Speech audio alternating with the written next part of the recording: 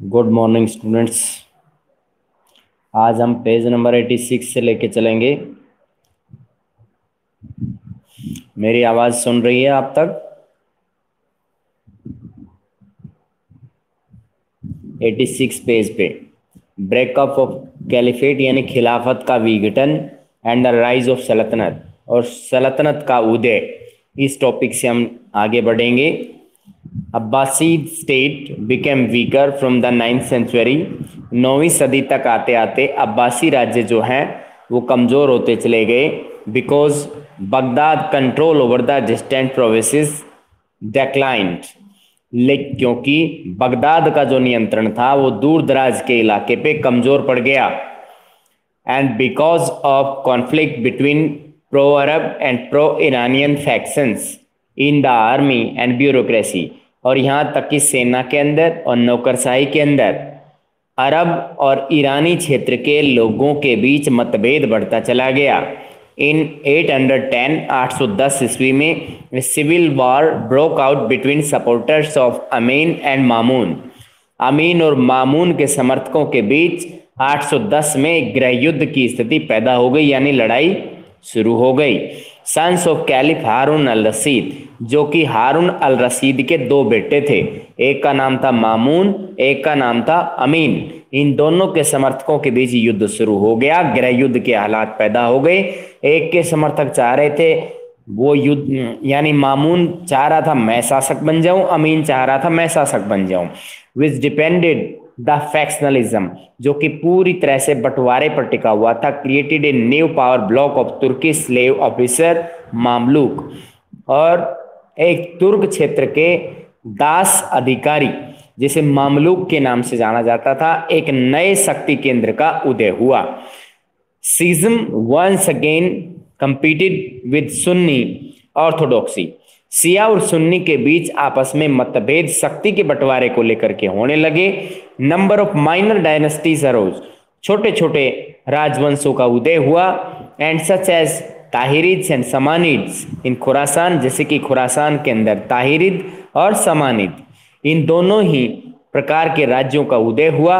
And Transoxiana, Turan and lands beyond the Oxus, Oxus और Turan जैसे क्षेत्र जो हैं ट्रांक्शोइयाना में अस्तित्व में आए। And Tulunids in Egypt and Syria, Egypt और सीरिया के अंदर तुलुनिड्स का राज्य अस्तित्व में आया। इन दोनों क्षेत्रों तक फैला हुआ था। Abbasid power was soon limited to central Iraq and western Iran. अब्बासियों की जो ताकत थी या उसकी शक्तियों का जो प्रसार था वो मध्य इराक तक और पश्चिमी ईरान तक सीमित था। That too was lost in 945, बचा हुआ ये है 1945 के अंदर समाप्त हो गया। When the Bayuds, a Sid clan from the Caspian region of Iran, Dailam captured the Baghdad, जब बगदाद के अंदर एक नए राजवंश ने जिसको सीट राजवंश कहा गया है, जो कि कैस्पियन क्षेत्र से संबंधित था, दैलाम से संबंधित था, तो उसने इस पर कब्जा किया और बची कुछ शक्ति सारी समाप्त हो गई। बायूद रूलर्स अज़म्ड वेरियस टाइटल्स, बायूद शासकों ने अपने नाम के साथ विभिन्न प्रकार के पदाधिकारी यानी बहुत सी पदवियां जोड़ी, including the ancient Iran title Shahenshah, king of Kings. यहाँ तक कि प्राचीन ईरानी लोगों जैसी परंपराएं उन्होंने जोड़ी, जिन्हें शहंशाह के नाम अपने नाम के साथ में जोड़ा, जो राजाओं का राजा जिसका अर्थ होता है। But not that of caliph, लेकिन इस तरह की खलीफा नहीं बने। They kept the Abbasi caliph as the symbolic head of their Sunni subject, और वे अब्बासी खलीफाओं की तरफ से सुन्नी जो संप्रदाय है उसके प्रतीक के तौर पे जाने गए। The decision not to abolish the caliphate was shrewd one, इस तरह का जो निर्णय था उसने खलीफा की जो संस्था होती थी वो पूरी तरह से खत्म हो गई। बिकॉज अनदर सीट डायनेस्टी, क्योंकि सीट राजवंश की वजह से ऐसा हुआ। Fatimid said ambitions to rule the Islamic world, Fatimid लोगों की भी इच्छा थी या उनकी अभिलाषा थी, आकांक्षा थी कि वो इस्लामिक संसार में या मुस्लिम संसार पर शासन करें। Fatimid belong to the Ismaili subsect of Shiism and claim to be descendant from the prophet daughter Fatima। यहाँ पे बताया गया कि फातिमिद जो है अपने आप को इस्लामी लोगों के एक सिया और सुन्नी संप्रदाय जो हैं तो सिया लोगों से अपने आप को जोड़ते थे और इनका मानना था कि पैगंबर मोहम्मद की जो बेटी है फातिमा ये उनके रियल उत्तराधिकारी हैं या वंशज हैं। Hence the sole rightful rulers of Islam, इसलिए इस्लाम पर अब उनका वैधाधिकार है। From their base in North Africa, उत्तरी अफ्रीका के अंदर दे कंकर्ड इजिप्ट इन 969, 969 में उन्होंने मिस्र को जीत लिया and establish the Fatimid caliphate, और फातिमी खिलाफत की नींव 969 में वहाँ रख दी। The old capital of Egypt, जो इजिप्ट की पुरानी राजधानी होती थी उसका नाम था Fustat, was replaced by new city, और एक नए शहर को उसकी राजधानी बनाया गया जिसका नाम था कैरो। कैरे को काहिरा के नाम से भी जाना जाता है। Founded one day of the rise of planet Mars Mirik, also called al Qahir. उन्होंने इसका नाम, जो कि मार्स जो ग्रह है उसका उदय माना जाता है कि उसके उदय को मिरिक के नाम से जानते हैं, यानी अल काहिर के नाम से भी उसे बुलाया जाता है। The two rival dynasties patronise seat administrator, poets and scholars. यहाँ पे दो प्रमुख प्रतिद्वंदी राजवंशों ने यहाँ पर सीट प्रशासकों के अंदर कुछ कवि और कुछ विद्वानों को यहाँ पे शामिल किया गया या उनको समर्पित किया गया। बिटवीन 950 एंड 1200, 950 से 1200 ईस्वी के दौरान Islamic society was held together. इस्लाम का जो समाज था वो आपस में एक दूसरे के नजदीक आने लगा। Not by a single political order, ये ऐसा कोई एक राजनीतिक शक्ति की वजह से नहीं हुआ, और a single language of culture Arabic, ना ही ऐसा अरबी भाषा की वजह से हुआ, but by the common economic and cultural patterns, बल्कि एक आर्थिक और सांस्कृतिक जो परंपराएं थी, जो पैटर्न बने हुए थे लोगों के बीच, परंपराएं थी, उसकी वजह से एक हो गए लोग। Unity in the face of political division was maintained by the separation between state and society. और यहाँ पर unity in face of political division, राजनीतिक रूप से एकता का प्रदर्शन करने के लिए यहाँ पर राज्य और समाज को अलग अलग समझा गया, संगठित किया गया था। Development of Persian as a language of Islamic high culture, यानी जो फारसी भाषा है, फारसी भाषा का जो विकास था इस्लाम के अंदर, उच्च संस्कृति के लोग, उच्च जो वर्ग के लोग हैं वो इसे अपनी कल्चर समझते थे। And mutuality of the dialogue between the intellectual tradition, जो पढ़े लिखे लोग होते थे उनके बीच बात करने का जो माध्यम होता था, बौद्धिक जो शिक्षा का जो माध्यम होता था, वो इसे माना गया। Scholars and artist and merchants move freely with in the central Islamic lands, और मध्य इस्लामिक भूमियों के अंदर यहाँ पर आर्टिस्ट्स के लिए और मर्चेंट्स यानी व्यापारियों के लिए एक दूसरे के स्थान पर या विद्वानों के लिए आने जाने की पूरी छूट दी गई। And assured the circulation of ideas and manners, और इसके द्वारा उनके जो बर्ताव, आचार विचार और उनके जो विचार हैं वो एक स्थान से दूसरे स्थान पर पहुंचे। Some of these also percolated down to the level of villages due to conversation. इनमें से कुछ के जो विचार थे वो गांव के अंदर बहुत ही निम्नतम स्तर तक पहुंच पाए।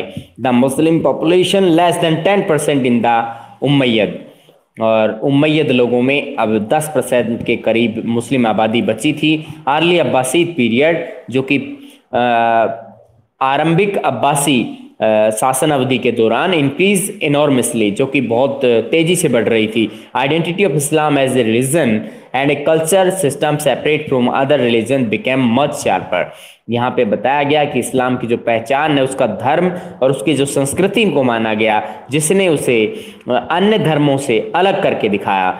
और क्योंकि इस धर्म की जो पहचान है, इस धर्म के जो आचार विचार हैं या जो संस्कृति है वो ज़्यादा लोगों को लुभावनी प्रतीत हो रही थी। Which made conversion possible and meaningful, और इस तरह से उनके बीच में जो बातचीत थी, जो सामंजस्य था, वो अर्थपूर्ण भी हो गया और पॉसिबल भी हो गया, यानी संभव भी हो गया। A third ethnic group was added to Arab and Iranians, अरब और ईरानी लोगों के साथ एक तीसरा निर्जातीय समूह भी जुड़ गया विद द राइज ऑफ तुर्की सल्तनत इन 10th एंड 11th सेंचुरी, 10वीं से 11वीं सदी के दौरान तुर्की सल्तनत के उदय के साथ। The Turks were nomadic tribes from the Central Asian steppes grasslands, तुर्क जो लोग थे वो नोमैडिक्स थे, यानी वो एक स्थान से दूसरे स्थान पर यात्राएं करते थे, यायावर लोग थे जो मध्य एशियाई क्षेत्र स्टेपीज जिन्हें कहा जाता है, स्टेपीज घास के मैदान से बिलोंग करते थे।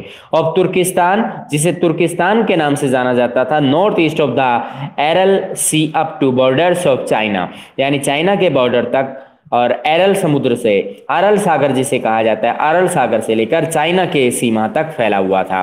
वो ग्रेजुअली कन्वर्टेड टू इस्लाम, और यह पूरी तरह से धीरे धीरे करके इस्लाम में कन्वर्ट हो गया। यहाँ के आबादी जो जनसंख्या थी उसने इस्लाम को अपना लिया।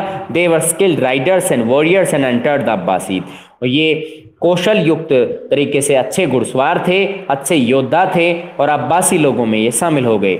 समानीड्स and Buyids administrations as slaves and soldiers, और समानीद और बायूद लोगों ने प्रशासन के अंदर या तो दास के रूप में काम किया, मामलूक के रूप में, या फिर सैनिकों के रूप में। Rising to high position on the account of their loyalty and military abilities, उनमें सैन्य क्षमताओं की बदौलत और वफादार होने की बदौलत वे भी ऊंचे पदों पर जाने लगे। द गजनवीद सल्तनत वाज एस्टेब्लिश्ड बाय अल्पतगिन 961, 961 ईस्वी में अल्पतगिन के द्वारा गजनवी सल्तनत की नींव रखी गई and consolidated by Mahmud of Ghazni, और उसे संगठित किया गया 998 से लेकर 1030 की अवधि के दौरान इसे संगठित कर दिया गया।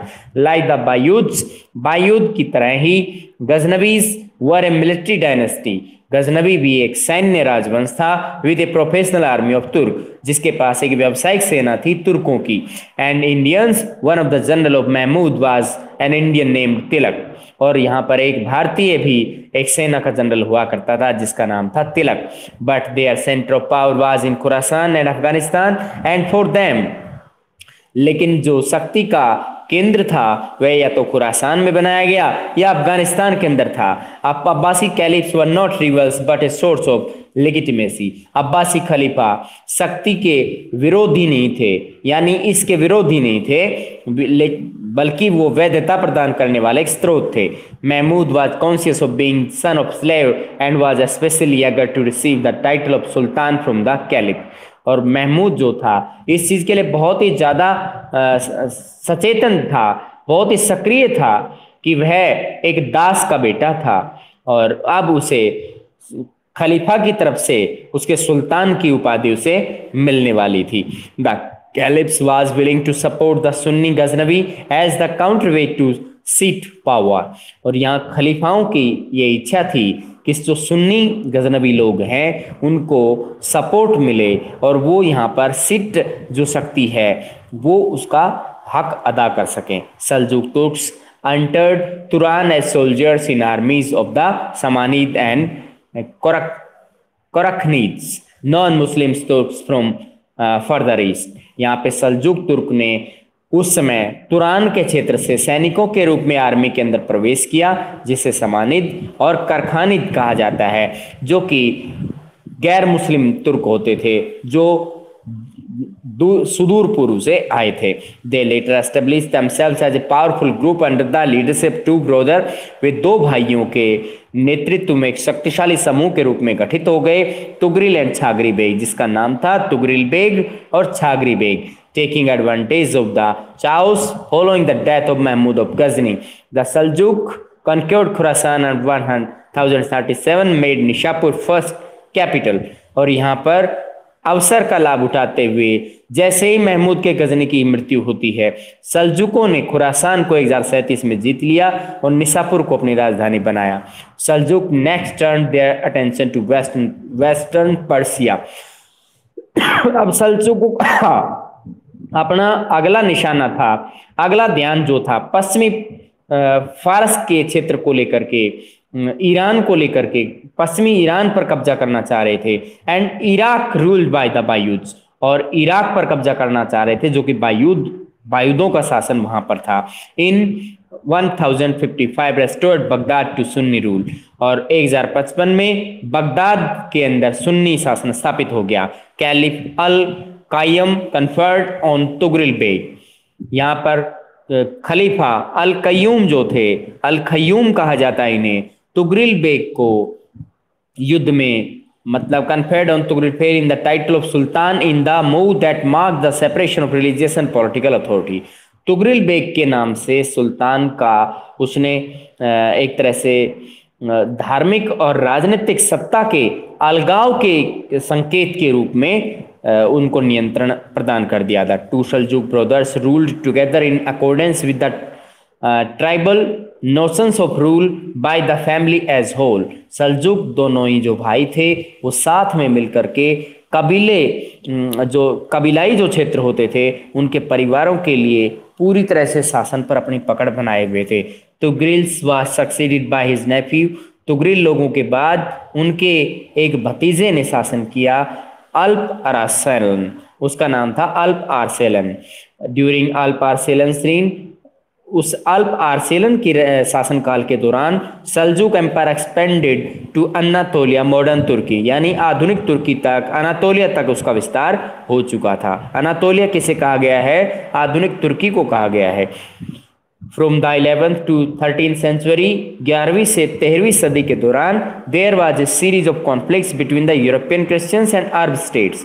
उस समय यूरोपीय ईसाइयों के अंदर और अरब राज्यों के बीच एक मतभेद उभर कर सामने आने लगे। दिस इज डिस्कस्ड बिलो, जैसा कि ये डिस्कस आपको आगे विवरण मिलेगा। Then at the start of 13th century, 13वीं सदी की शुरुआत के अंदर, the Muslim world found itself on the verge of great disaster. मुस्लिम लोगों को अपने सामने बहुत ही खतरनाक चुनौतियां सामने दिखाई पड़ रही थी। This was the threat from the Mongols, जो कि मंगोलों की तरफ से चुनौती मिल रही थी। The last but most decisive all the domestic assault on settled civilisation, और जो कि संगठित सभ्यताओं के ऊपर और यायावर समुदाय के द्वारा बहुत ही खतरनाक अभियान का संकेत कर रही थी। यहां तक हमने इस टॉपिक को पढ़ा है। अब इससे आगे है क्रूसेड्स। क्रूसेड्स का मैं आपको इंट्रोडक्शन देता हूं। क्रूसेड्स क्या होता है कि धर्म के नाम पर ईसाइयों के बीच और मुसलमानों के बीच लड़ाइयां हुई थी। इसमें 3 प्रमुख युद्ध आते हैं। चौथा युद्ध जो है बच्चों के धर्म युद्ध के नाम से आता है। तो पहले धर्म युद्ध में इसके अंदर ईसाइयों का पलड़ा भारी रहा, बाकी दूसरे और तीसरे के अंदर मोहम्मडन्स का पलड़ा भारी रहा। और इस तरीके से हम देखते हैं कि जो यूरोप और सऊदी अरब के आसपास का क्षेत्र है, मध्य एशिया का क्षेत्र है, उनके बीच पहले लेन देन नहीं होता था, विचार विनिमय इतना नहीं था। लेकिन अब उनका विचार विनिमय भी बढ़ गया, एक दूसरे से संबंध भी बढ़ गए, और इस तरह से धर्म युद्ध का बहुत बड़ा बेनिफिट देखने को मिला। ये 87 पेज पर आपको ये नजर आ रहा होगा। यहां तक बताइएगा बेटा, कोई भी प्रॉब्लम है ताकि हम आगे चल सकें। देखिए बेटा, क्रूसेड्स के विषय में, जैसे कि मैंने इसके विषय में बताया, धर्म युद्ध है ये। In the medieval Islamic society, मध्यकालीन इस्लामिक समाजों के अंदर, Christians were regarded as the people of book. ईसाइयों को पुस्तक वाले लोग कहा जाता था, अहल अल किताब, यानी उन्हें या तो अहल अल किताब के नाम से जानते थे या पुस्तक वाले लोगों के नाम से जानते थे, क्योंकि ये पुस्तक हमारे अपने साथ में हमेशा रखते थे। और वो पुस्तक का क्या नाम था? उसका नाम क्या था? बताओ बेटा, ईसाइयों की पवित्र धार्मिक पुस्तक का क्या नाम हो सकता है? ईसाइयों के लिए, फॉर क्रिश्चियंस के लिए, ईसाइयों की पवित्र धार्मिक पुस्तक कौन सी है?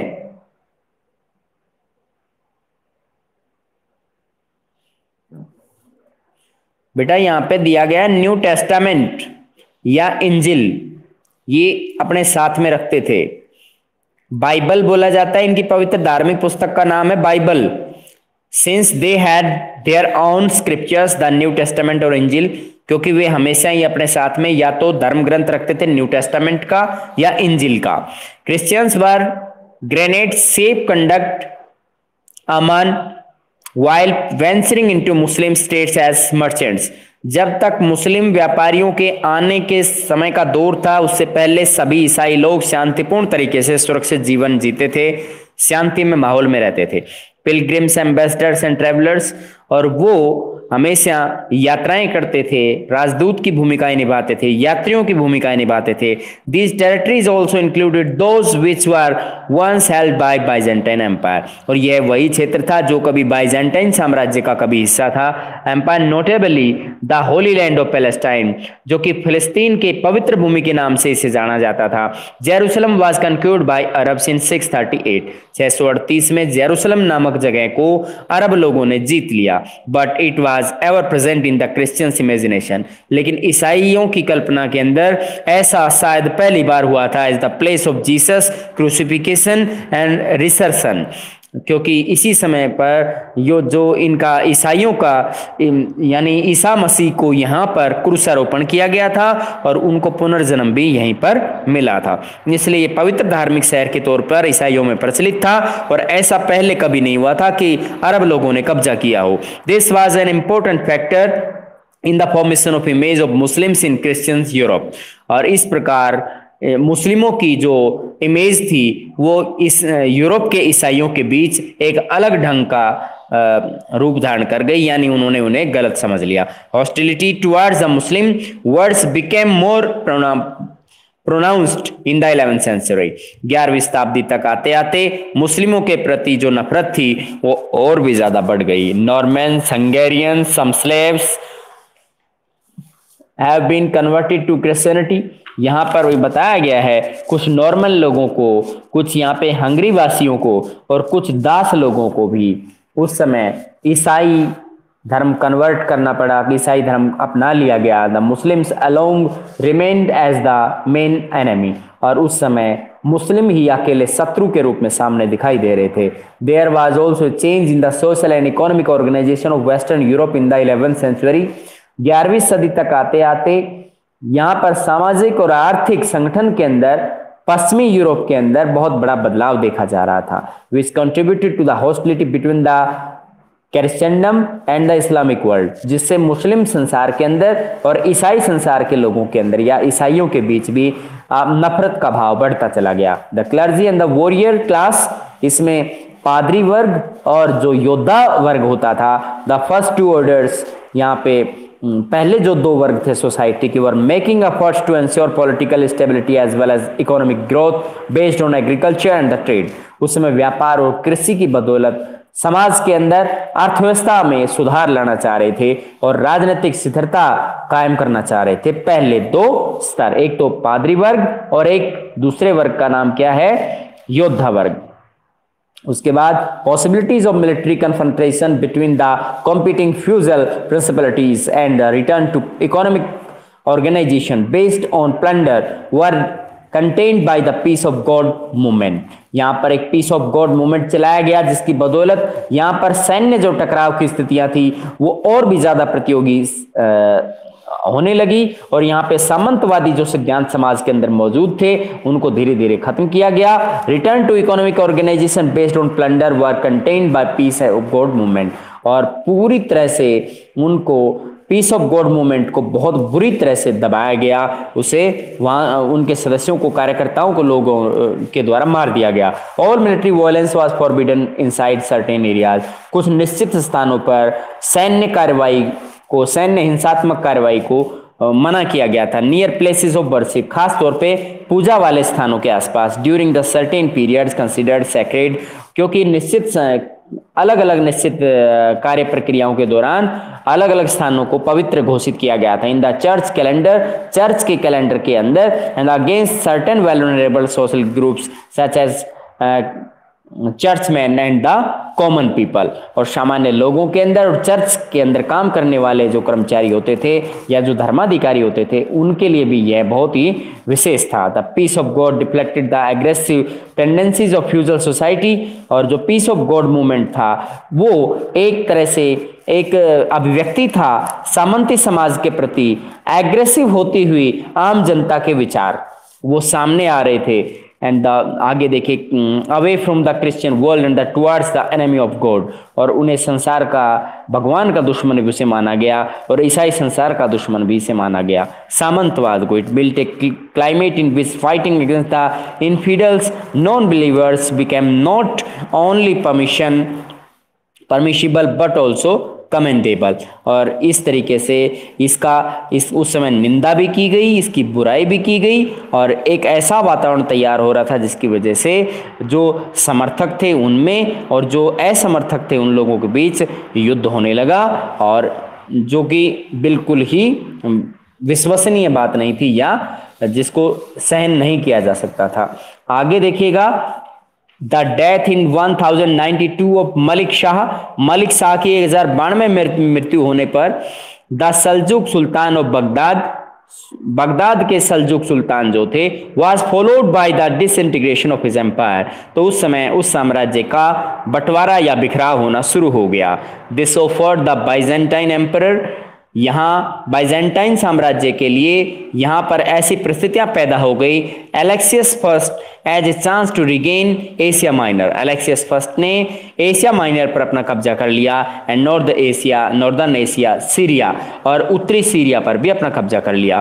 फॉर पोप अर्बन सेकंड, और पोप अर्बन सेकंड ने ये विश्वास दिलाया ईसाई समुदाय को, this was an opportunity to revive the spirit of Christianity, कि ईसाई समुदाय का भला इसी में है कि इसी समय इस अवसर का लाभ उठाया जाए। In 1095 Pope joined the Byzantine emperor in calling for a war in the name of God to liberate the holy land, कि पवित्र भूमि को आजाद कराने के लिए बाइजेंटाइन साम्राज्य की शरण हम चले जाते हैं, उनका साथ हम देते हैं और एक युद्ध की घोषणा कर देते हैं मुस्लिमों के साथ बिटवीन 1095 एंड 1291, और ये 1095 से लेकर 1291 तक चलाए गए। Western European Christian planned and fort war against Muslim cities on the coastal plain of the eastern Mediterranean Levant, and there were also designated as crusades, और यहाँ पर पश्चिमी यूरोप के ईसाइयों के द्वारा योजनागत तरीके से योजनाएं बनाई गई और फिर युद्ध लड़े गए मुस्लिमों के खिलाफ, और खास तौर पे तटवर्ती इलाकों के अंदर इस तरह के युद्ध लड़े गए जो कि भूमध्य सागरीय के क्षेत्र में थे, और इसे बाद में क्रूसेड्स के नाम से जाना जाता है, धर्म युद्ध के नाम से जाना जाता है। तो पहले धर्म युद्ध की डेट है वो 1098 से 99 में रही है, दूसरे धर्म युद्ध की डेट है 1145 से 1149, और तीसरे धर्म युद्ध की डेट है 1189। ये 3 धर्म युद्ध खास तौर पे रहे हैं। इसके बाद में बच्चों का धर्म युद्ध भी रहा है, और इसमें जो जीत होती है वो मेनली मुस्लिमों की रहती है और मुस्लिमों का प्रभाव इसमें नजर आता है। यहाँ पे हम एक लिपि देख पा रहे हैं, एक पेज देख पा रहे हैं जो कि इनकी अपनी अलग ही लिपि है। Aleppo A Hittite Assyrian and the Hellenistic site which was occupied by Arab in 636. It was fought over for next 1000 years. Not the crusades seen in the action. नुसल्ला मत्रकी इतनेरी 1534 से 36 में इस तरह का विवरण तैयार किया गया था।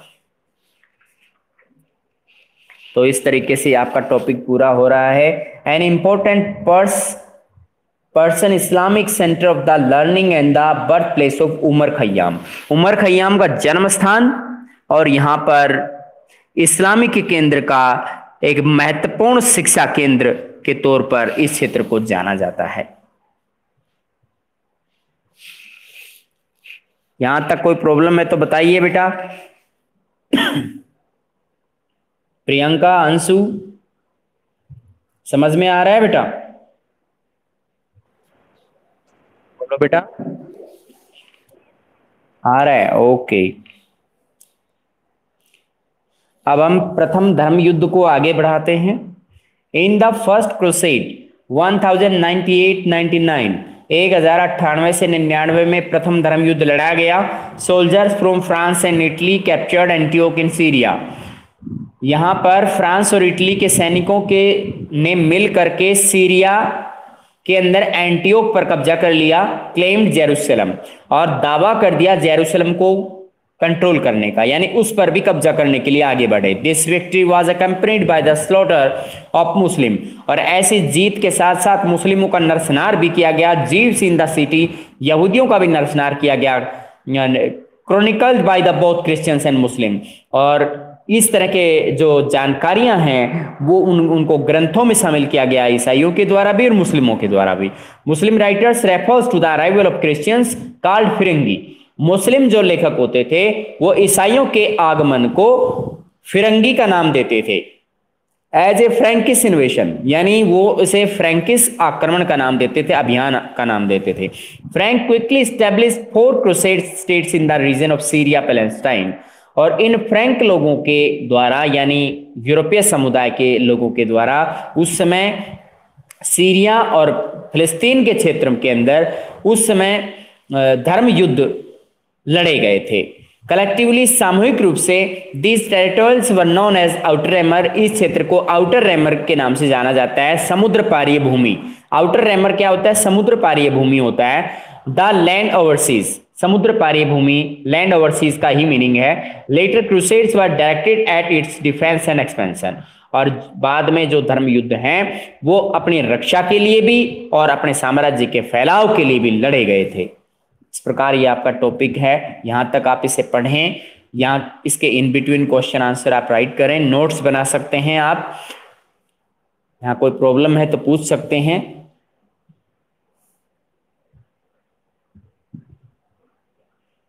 रेगुलरली अपनी क्लास अटेंड करें। बाकी सब्जेक्ट टीचर्स भी बोल रहे हैं आपको कंटिन्यू क्लास अटेंड करें। कोई प्रॉब्लम है तो पूछ सकते हैं बेटा।